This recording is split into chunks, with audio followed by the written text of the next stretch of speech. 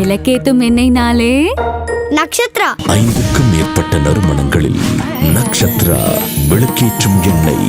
உதயம் பருப்பு வகைகள் சீக்கிரம் வைக்கிறதால கேஸ் செலவும் மிச்சம், நேரமும் மிச்சம். விக்யூரா wellness advance scientific slimming. No pain, no surgery. இனி வெயிட் லாஸ் இன்னும் ஸ்மார்ட்டா. 10ல் குரு பதவியும் போகும் அப்படின்லாம் சில பழமொழியெல்லாம் சொல்லுவாங்க. ஸோ அதை கண்டெல்லாம் நம்ம பயப்பட வேண்டாம். 10ல் குரு வரும்போது அவர் அமர்ந்த இடத்தை சற்று கெடுப்பார்னு சொன்னால் கூட அவர் பார்க்கக்கூடிய பாவங்கள் அப்படிங்கிறதுக்கு தான் நம்ம முக்கியத்துவம் கொடுக்கணும். சனி பகவானுடைய நட்சத்திரத்தில் செல்லும் பொழுது துலாத்துக்கு சனி யாருன்னா தனி பெரும் யோகாதிபதி, அதாவது 4, 5 சுக பஞ்சமாதிபதினு சொல்லுவோம். ஸோ அந்த சனி பகவானுடைய பூச நட்சத்திரத்தில் குரு பகவான் சஞ்சாரிக்கும் பொழுது இந்த குரு பகவான் இப்போ யாரெல்லாம் பார்க்க போகிறார் அப்படின்னு பார்த்தீங்கன்னா, அவர் பார்க்கக்கூடிய பாவங்கள் அப்படின்னா தனஸ்தானத்தை பார்க்க போறாரு. அதாவது துலா லக்னத்திற்கு ராசியில் பிறந்தவர்களுக்கு தனஸ்தானம்னு சொல்லக்கூடிய 2ஆம் இடம் விருச்சிகம், அதை பார்க்குறாரு. அப்போ தனஸ்தானத்தை குரு பார்க்கும்போது என்ன ஆகும்? பண வரவு நல்ல விருத்தியாகும், நல்ல எக்ஸ்பேன்ஷன். உங்களுக்கு குரு பகவான் பணத்தை அள்ளி அள்ளி கொடுப்பார். ஏன்னா அந்த 2ஆம் இடம்ங்கிறது நல்ல ஒரு பணத்தையும் செல்வத்தையும் கொடுக்கக்கூடிய ஒரு பாவம். ஆனால் அது வந்து காலச்சக்கரத்தினுடைய 8ஆம் இடம் அப்படிங்கிறதையும் ஞாபகம் வச்சுக்கணும் விருச்சிகம். அப்போ அந்த இடத்துல என்ன ஆகும்? நீங்கள் எதிர்பாராத திடீர்னு வரக்கூடிய பண வரவு அப்படிங்கிற விஷயங்களும் உங்களுக்கு வரும். இன்னும் சில பேர் பார்த்தீங்கன்னா வீட்டுக்கு முன்னாடி கடை வச்சுருப்பாங்க, பின்னாடி வீடு இருக்கும். ஸோ அந்த மாதிரிலாம் ஒரு ஐடியாஸ் இப்போ உங்களுக்கு புதுசாக வரும். இது மாதிரிலாம் பண்ணலாம். அதே மாதிரி வீடு வாசல் வாங்கலாம். எல்லாமே உங்களுக்கு அந்த 4ஆம் இடத்திற்கு உண்டான அத்தனை நல்ல விஷயங்களும் உங்களுக்கு நடக்கும் இந்த குரு பகவான் பார்வையால். கலாட்டா நேயர்கள் அனைவருக்கும் என்னுடைய நெஞ்சார்ந்த வணக்கங்கள்.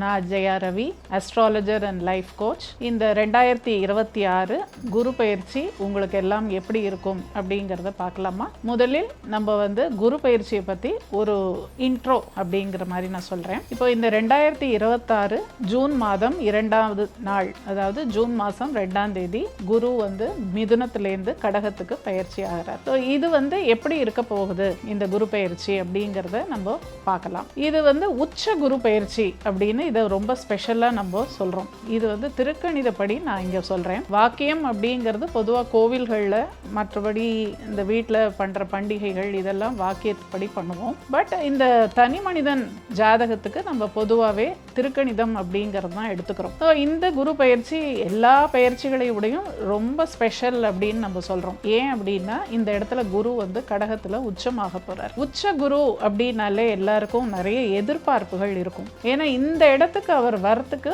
12 வருஷம் ஆகுது. ஸோ அந்த 12 வருஷத்துக்கு ஒரு தடவை அவர் வரக்கூடிய அந்த குரு பகவான் இங்கே உச்சமான நிலையில் என்ன மாதிரி பலனை கொடுப்பார் அப்படின்னு எல்லாருக்குமே ஒரு ஆவல் அப்படிங்கிறது இருக்கும். இந்த குரு வந்து இப்போ கடகத்தில் வந்து உச்சமாகும் போது இது ஒரு சிறந்த நிலை குரு பகவானுக்கு. இங்கே பலவிதமான மாற்றங்கள் நடக்கும். அதாவது தனி மனிதன் வாழ்க்கையாக இருந்தாலும் சரி, உலக அளவுலையும் சரி, நிறைய மாற்றங்கள் அப்படிங்கிறது ஏற்படும். பெரிய டிரான்ஸ்ஃபர்மேஷன் அப்படின்னு சொல்லுவாங்க இல்லையா இங்கிலீஷ்ல, அந்த மாதிரி. ஏன்னா இந்த குரு பகவான் வந்து இந்த ராசி சக்கரத்துல அவர் 9 பாக்யாதிபதி அப்படின்னு சொல்றோம். அவரே 12 குடையவர், அந்த மோட்சஸ்தானத்துக்கும் அவரே அதிபதி. அப்ப அவர் வந்து கடகத்துல உச்சமாகும் போது, கடகம்ங்கிறது நம்மளுடைய இந்த காலச்சக்கரத்தின் 4ஆம் இடம் சுகஸ்தானம் அப்படின்னு சொல்றோம். ஸோ அந்த சுகஸ்தானத்துல வந்து அவர் உச்சம் அடையும் போது கண்டிப்பாக பல நல்ல விஷயங்களை செய்வார் அப்படின்னு ஒரு எதிர்பார்ப்போட நம்ம ஒவ்வொரு ராசிக்கா இப்ப பார்ப்போம். துலா லக்னம் துலா ராசியில் பிறந்தவர்களுக்கு இந்த 2026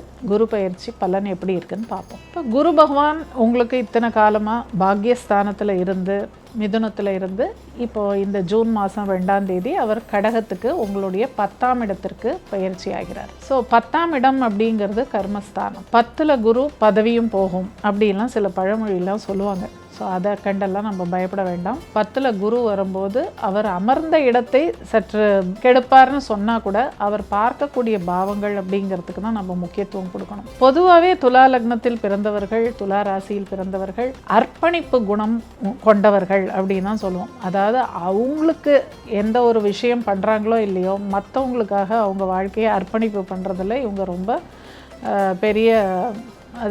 பெரிய மனசு கொண்டவங்க தான் இவங்கெல்லாம்.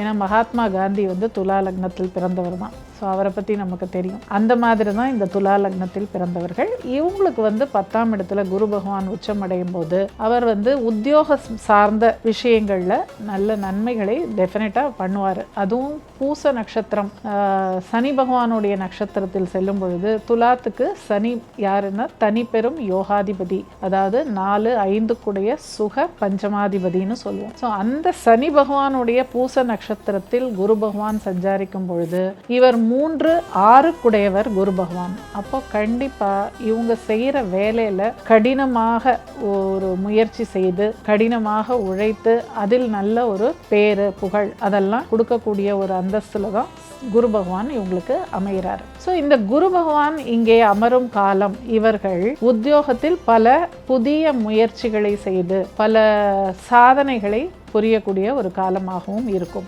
இந்த கடகம் அப்படிங்கிறது பொதுவாக என்ன சொல்லுவாங்கன்னா மேனுஃபேக்சரிங் இண்டஸ்ட்ரீஸ் எல்லாம் சொல்கிறாங்க இல்லையா, உற்பத்தி செய்யும் நிறுவனங்கள் அதெல்லாம் இருக்கு இல்லையா, அங்கே வேலை பார்க்குறவங்களுக்கு இது நிஜமாகவே ஒரு நல்ல காலமாகத்தான் இருக்கும். அதே மாதிரி ஸ்கூல்ஸ், காலேஜஸ், யூனிவர்சிட்டிஸ் எல்லாமே இந்த கடகம் அப்படிங்கிற இடத்துல தான் இருக்குது. ஸோ இந்த மாதிரி டீச்சிங் ப்ரொஃபஷனில் இருக்கிறவங்க அவங்களுக்கு எல்லாமும் இது ஒரு நல்ல பீரியடாக இருக்கும். ஏன்னா அந்த மாதிரி ஒரு கடகம் அப்படிங்கிறது பொதுவாகவே எஜுகேஷன், அதாவது கல்வியை சார்ந்த ஒரு ராசி தான் அது. ஸோ அந்த இடத்துல இந்த 6ஆம் அதிபதி குரு உச்சமாகும் போது அந்த துறையில், அதாவது இந்த டீச்சிங்கிற துறையில் இருக்கிறவங்களுக்கு இங்கே ஒரு நல்ல ஒரு பேரு புகழ் பெருமை எல்லாமே கிடைக்கக்கூடிய ஒரு காலமாக இருக்கும். இந்த குரு பகவான் இப்போ யாரெல்லாம் பார்க்க போகிறார் அப்படின்னு பார்த்தீங்கன்னா, அவர் பார்க்கக்கூடிய பாவங்கள் அப்படின்னா தனஸ்தானத்தை பார்க்க போகிறார். அதாவது துலா லக்னத்திற்கு ராசியில் பிறந்தவர்களுக்கு தனஸ்தானம்னு சொல்லக்கூடிய 2ஆம் இடம் விருச்சிகம், அதை பார்க்குறாரு. அப்போ தனஸ்தானத்தை குரு பார்க்கும்போது என்ன ஆகும், பண வரவு நல்ல விருத்தியாகும், நல்ல எக்ஸ்பேன்ஷன் அப்படின்னு சொல்லலாம் இல்லையா. அதே மாதிரி அதுதான் வாக்குஸ்தானமும் அதுதான். அப்போது குரு அப்படிங்கிறவர் யார் அப்படின்னா ஒரு டீச்சர், ஒரு கைடு. அப்போ குரு அப்படிங்கிறவர் ஒரு நல்ல விஷயத்தை போதிக்கக்கூடியவர். அவரே இந்த 2ஆம் இடம்ங்கிற பேச்சு வாக்குஸ்தானத்தை பார்க்கும்போது நீங்கள் பேசக்கூடிய ஒவ்வொரு நல்ல வார்த்தையும் நல்ல அட்வைஸ் மற்றவங்களுக்கு கொடுத்தீங்கன்னா அது உங்களுக்கு ரொம்ப சிறப்பாக அமையும். அதாவது நீங்கள் கொடுக்க போகிற அட்வைஸ் மற்றவங்க வாழ்க்கையில் அவங்க எப்படி முன்னேறணும், அவங்க எப்படிலாம் வாழ்க்கையை கடைப்பிடிக்கணும் அப்படிங்கிற விஷயத்தில் நீங்கள் மற்றவர்களுக்கு போதிக்க உங்களுக்கு குரு பகவான் பணத்தை அள்ளி அள்ளி கொடுப்பார். ஏன்னா அந்த 2ஆம் இடம்ங்கிறது நல்ல ஒரு பணத்தையும் செல்வத்தையும் கொடுக்கக்கூடிய ஒரு பாவம். ஆனால் அது காலச்சக்கரத்தினுடைய 8ஆம் இடம் அப்படிங்கிறதையும் ஞாபகம் வச்சுக்கணும் விருச்சிகம். அப்போ அந்த இடத்துல என்ன ஆகும், நீங்கள் எதிர்பாராத திடீர்னு வரக்கூடிய பண வரவு அப்படிங்கிற விஷயங்களும் உங்களுக்கு வரும்.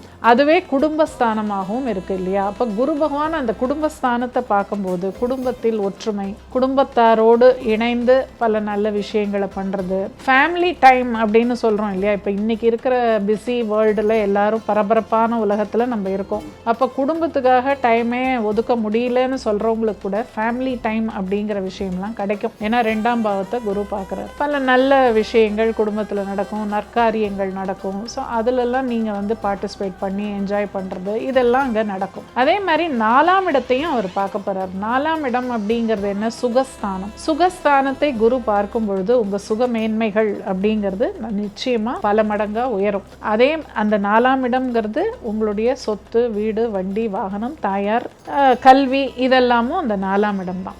அப்போ அந்த பாவத்தில் குருவோட பார்வை படும்போது நீங்களும் இப்போ சொத்து வீடு வாங்குற காலமாக இருக்கும். சில பேர் என்ன பண்ணுவாங்க, வீடோடையே ஒரு பிஸ்னஸும் வீட்டில் இருந்தபடியே பண்ணணும் அப்படின்னு சில பேருக்கு ஐடியாஸ் இருக்கும். அதாவது ஒர்க் ஃப்ரம் ஹோம் மாதிரி பண்ணுறவங்களுக்கு இது அந்த மாதிரி ஒரு ஆப்ஷன்லாம் இப்போ அவங்களுக்கு கிடைக்கும். ஏன்னா அந்த 4ஆம் இடமே கர்மஸ்தானமாக இருக்குது இல்லையா, அது மகரம்ங்கிறது கர்மஸ்தானம். அப்போ இந்த மாதிரி வீட்டில் இருந்தபடியே ஒரு தொழில் பண்ணுறது, பிஸ்னஸ் பண்ணுறது. இன்னும் சில பேர் பார்த்தீங்கன்னா வீட்டுக்கு முன்னாடி கடை வச்சுருப்பாங்க, பின்னாடி வீடு இருக்கும். ஸோ அந்த மாதிரிலாம் ஒரு ஐடியாஸ் இப்போ உங்களுக்கு புதுசாக வரும். இது மாதிரிலாம் பண்ணலாம். அதே மாதிரி வீடு வாசல் வாங்கலாம், எல்லாமே உங்களுக்கு அந்த 4ஆம் இடத்திற்கு உண்டான அத்தனை நல்ல விஷயங்களும் உங்களுக்கு நடக்கும் இந்த குரு பகவான் பார்வையால். அதுக்கப்புறம் 6ஆம் இடத்தையும் அவர் பார்க்க போகிறார். 6ஆம் இடம் அப்படிங்கிறது ருணரோக சத்ருஸ்தானம். இருந்தாலும் நம்ம பயப்பட வேண்டாம், அங்கே சனி பகவான் ஏற்கனவே உட்கார்ந்துருக்காரு. ஜென்ரலாகவே 6ஆம் இடத்துல சனியோட பிளேஸ்மெண்ட் அப்படிங்கிறது ரொம்ப சிறப்பான ஒரு பிளேஸ்மெண்ட் தான். அப்போ சனி பகவான் அங்கே 6ல் உட்கார்ந்து அதை குரு பார்க்கும்போது கண்டிப்பாக உங்கள் உழைப்பினால் ஒரு உயர்வு அப்படிங்கிற விஷயங்களும் வரும். அதே சமயம் ஆரோக்கியம் அப்படிங்கிறதையும் கொஞ்சம் பார்த்துக்கணும். ஏன்னா இந்த உழைப்பு ஜாஸ்தி ஆகும்போது நம்ம ஹெல்த்தை பார்க்க மாட்டோம். அப்போ ஆரோக்கியம் அப்படிங்கிறது நம்மளுக்கு ஏதோ ஒரு இடத்துல கொஞ்சம் மிஸ் பண்ணிட்டா கூட அது நம்மளுக்கு ஒரு உடல் உபாதை அப்படிங்கிற விஷயத்தை கொடுக்கும். ஏன்னா 6ஆம் இடத்தை குரு பார்க்குறாரு. அது மீனம்ங்கிறது காலச்சக்கரத்தின் 12ஆம் இடம். அப்போ அந்த 6, 12 அந்த காம்பினேஷனில் வரும்போது ஹாஸ்பிட்டலுக்கு செலவு பண்ணுறது, வைத்தியத்துக்காக செலவு பண்ணுறது அப்படிங்கிற போக்குலையும் அது போகும். இல்லை சில பேருக்கு பார்த்தீங்கன்னா கடனை வந்து ரீபேமெண்ட் பண்ணக்கூடிய காலமாக இருக்கும். ஏற்கனவே நீங்கள் கடன் வாங்கியிருப்பீங்க, அந்த கடனை வந்து திரும்பி கட்டக்கூடிய காலம். ஏன்னா இங்கே வந்து தனஸ்தானத்தை பார்க்குறாரு இல்லையா, அப்போ உங்களுக்கு பணம் வரப்போகுது. அப்போ நீங்கள் என்ன பண்ணுவீங்க, லோன் ஏதாவது இருந்ததுன்னா அதை ப்ரீ க்ளோஷர் பண்ணுறது, இந்த மாதிரி விஷயங்களும் நீங்கள் பண்ணலாம். ஸோ இது வந்து ஒரு பேலன்ஸ்டாக இருக்கும். இந்த துலா லக்னம் ராசியை பொறுத்த மட்டும் இது வந்து ஒரு பேலன்ஸ்டான ஒரு குரு பயிற்சி அப்படின்னு சொல்லலாம். ஸோ 10ல் குரு இருக்கும்போது பதவி போகும் அப்படின்னு யாரும் பயப்பட வேண்டாம். நிச்சயமாக பதவியில் பல பொறுப்புகள், புதிய பொறுப்புகள் உங்களுக்கு வரும். அந்த மாதிரியான ஒரு காலம் தான் இந்த குரு பயிற்சி. இந்த 2026 குரு பயிற்சி, அதாவது திருக்கணிதத்தின் படி ஜூன் 2ஆம் தேதி நிகழப்போகிறது. இந்த பயிற்சி ரொம்பவுமே ஒரு சிறப்பான குரு பயிற்சியாக கருதப்படுகிறது. இது ரொம்ப ஸ்பெஷல். ஏன்னா குரு வந்து இந்த இடத்துக்கு வந்து 12 வருஷத்துக்கு ஒரு தடவை தான் வராரு. இந்த உச்ச நிலைக்கு வரக்கூடிய குரு இவர் வந்து ஒரு சிறப்பான பலன்களை எல்லா ராசி லக்னத்தில் பிறந்தவர்களுக்கும் கொடுப்பார் என்பதில் ஒரு சந்தேகமே கிடையாது. ஏன்னா உச்ச நிலையில் இருக்கும்போது அவருடைய அருள் அப்படிங்கிறது ரொம்ப ஒரு அதிகபட்சம், உச்சபட்சமாக இருக்கும் அப்படிங்கிறதுல ஜோதிடத்தில் ஒரு ஸ்ட்ராங்காக ஒரு நம்பிக்கை உண்டு. இந்த குரு பயிற்சி வந்து உலக அளவில் கூட பெரிய பெரிய மாற்றங்களை ஏற்படுத்த போகிறது. ஏனென்றால் குரு அப்படிங்கிறவர் வந்து நிதி, நீதி இது ரெண்டுக்குமே காரகன் குரு பகவான் தான். அப்போது சட்டத்திலையும் பார்த்தீங்கன்னா புதிய விஷயங்கள் அப்படிங்கிறதெல்லாம் வரும். சட்டத்தில் திருத்தங்கள் அப்படிலாம் ஏற்படக்கூடிய ஒரு காலமாக இருக்கும். அதே மாதிரி சட்டத்தில் வந்து பல விஷயங்கள் புதிதாக எழுதப்படக்கூடிய காலமாக இருக்கும். உலக அளவிலே பார்த்தீங்கன்னா பல நாடுகளோட ஒற்றுமை அப்படிங்கிறது பலப்படும். நம்ம இந்திய பாரத தேசத்தை பொறுத்த மட்டும் நமக்கு வந்து இது ஒரு சிறப்பான ஒரு பலனை கொடுக்கக்கூடிய குரு பயிற்சியாக இருக்கும். ஏனென்றால் நம்ம இந்தியாவுக்கு ஒரு ஜாதகம் அப்படின்னு பார்த்தோம் அப்படின்னா, நான் வந்து எப்போவுமே சுதந்திர இந்தியா அப்படிங்கிற ஒரு கண்ணோட்டத்தில் தான் நான் எடுத்துப்பேன். ஸோ சுதந்திர இந்தியா அப்படின்னு எடுக்கும்போது ரிஷபம் தான் நமக்கு லக்னம். பொதுவாக இந்தியாவுடைய லக்னம் வந்து மகரம்னு சொல்லுவாங்க. பட் நான் வந்து 1947 ஆகஸ்ட் 15 நமக்கு சுதந்திரம் கிடைச்சது இல்லையா, அந்த நேரத்துக்கு ஜாதகம் போட்டால் ரிஷபம் அப்படிங்கிறது தான் நமக்கு ஜாதகமாக அந்த லக்னமாக அமைகிறது. ஸோ அதுக்கு பார்க்கும்போது இந்த குரு பயிற்சி கண்டிப்பாக நம்ம பாரத தேசத்திற்கு ஒரு நல்ல பலனை கொடுக்கும் அப்படிங்கிறத நான் நம்புகிறேன். அதுலேயும் அந்த சனியோடைய பூச நட்சத்திரத்தில் குரு பகவான் சஞ்சாரம் செய்யும் பொழுது நம்ம பாரத தேசத்திற்கு அது வந்து 9, 10 சனி பகவான், தர்ம கர்மாதிபதினு சொல்லக்கூடிய சனி பகவானுடைய நட்சத்திரத்தில் அவர் செல்லும் பொழுது புதிய சட்ட சீர்திருத்தங்கள் அப்படிங்கிற விஷயம்லாம் வரும். சட்டம் ஒழுங்கு அப்படிங்கிற விஷயத்தில் நிறைய மாற்றங்கள் வரும். பெரிய பெரிய டிரான்ஸ்ஃபர்மேஷன்ஸ் அப்படிலாம் நடக்கும். உலக நாடுகளுக்கு மத்தியில் இந்தியாவுக்கு ஒரு தனி பெருமை அப்படிங்கிறது கிடைக்கும். நம்ம தேசத்தை பொறுத்த மட்டும் இது ஒரு பாசிட்டிவான குரு பயிற்சி அப்படின்னு எடுத்துக்கலாம். அதே மாதிரி சுபிக்ஷம், வளம் அப்படின்னு எடுக்கும்போது விவசாயத்துறையாகட்டும் இல்லை மற்ற துறைகள் கூட, அதாவது பொருள், அதாவது தங்கம். இப்போ குரு அப்படின்னு வந்தாலே அவர் தங்கத்துக்கு அதிபதி, காரகன் அப்படின்னு சொல்கிறோம். அப்போ தங்கமோட விலையெல்லாம் இப்போ எங்கேயோ போயிடுச்சு, நமக்கு தெரியும் இல்லையா. அது அந்த நிலையிலேருந்து கொஞ்சம் சில மாற்றங்கள்லாம் வரும் நமக்கு. அதாவது இந்த உச்சபட்ச கட்டத்தில் போய் தங்கம் விலையெல்லாம் இப்போ இருக்குது. அதுலேருந்து கொஞ்சம் விலை கொஞ்சம் இறங்கிறதுக்கு வாய்ப்புகள் உண்டு. ரொம்ப அப்படியே டிராஸ்டிக்காக விலை குறையும் அப்படின்லாம் நான் சொல்ல வரல. பட் நிச்சயமாக அதில் ஒரு மாற்றம் வரும். அதே மாதிரி தங்கம் மற்றும் அல்லாமல் மற்ற உலோகங்கள் அது மாதிரியான விஷயங்களும் விலை குறைப்பு அந்த மாதிரியான ஒரு விஷயங்களும் நடக்கும். ஸோ மொத்தத்தில் இது வந்து ஒரு சாதகமான குரு பெயர்ச்சியாக அனைவருக்கும் அமையும் அப்படிங்கிறதுல எந்த மாற்று கருத்தும் இல்லை. இப்போ இந்த உச்சமான குரு இந்த கடகத்தில் வந்து அவர் சஞ்சாரம் செய்யும் பொழுது இதை ரொம்ப ஒரு வசதியாக சொல்கிறாங்க. ஏன் அப்படின்னா இங்கே வந்து குருவை வந்து நம்ம ஜீவகாரகன் அப்படின்னு சொல்கிறோம். எல்லா உயிரினங்களுக்கும் உயிரோட்டம் அப்படிங்கிற விஷயத்தை கொடுக்குறவரே குரு பகவான் தான். அதுலேயும் அந்த பூச நட்சத்திரம் அப்படிங்கிறது ரொம்ப ரொம்ப விசேஷமான ஒரு நட்சத்திரம்.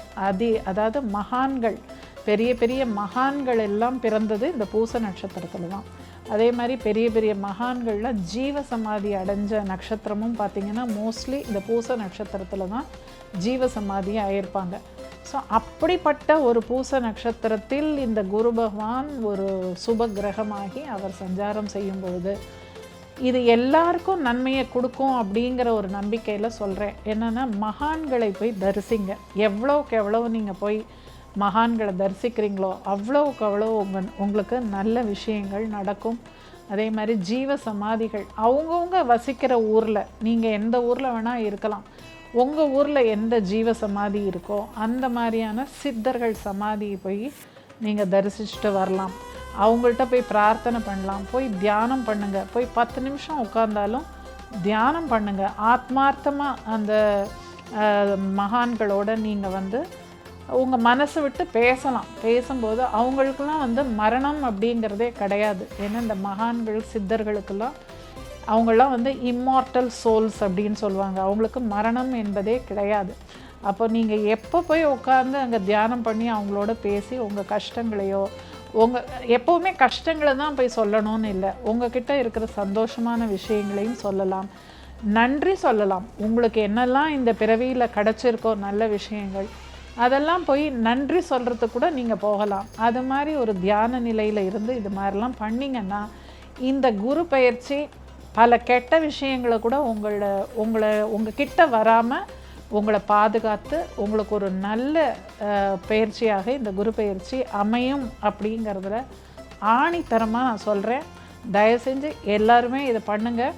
கோவில்களுக்கும் போங்க, நான் வேண்டாம்னு சொல்லலை. கோவில்களுக்கு போகிறத விட இந்த ஜீவ சமாதிகளுக்கு போகும்போது அந்த மகான்கள் எழுந்து வந்து உங்களை ஆசீர்வதிப்பாங்க. அந்த அளவுக்கு இது ஒரு முக்கியமான ஒரு குரு பயிற்சி அப்படிங்கிறத இங்கே வலியுறுத்தி சொல்கிறேன்.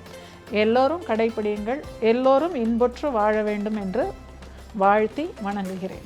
விளக்கேத்தும் எண்ணெய்னாலே நக்ஷத்ரா. 5க்கும் மேற்பட்ட நறுமணங்களில் நக்ஷத்ரா விளக்கேற்றும் எண்ணெய்.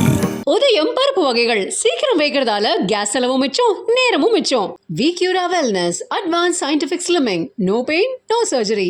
இனி வெயிட் லாஸ் இன்னும் ஸ்மார்ட்டா.